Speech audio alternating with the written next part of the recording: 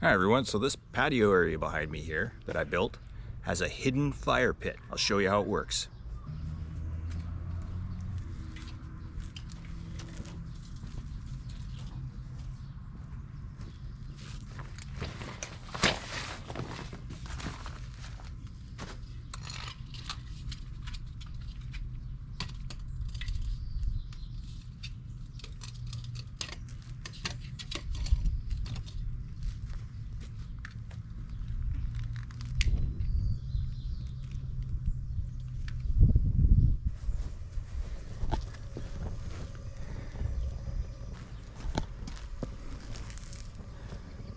Just hidden under the coffee table.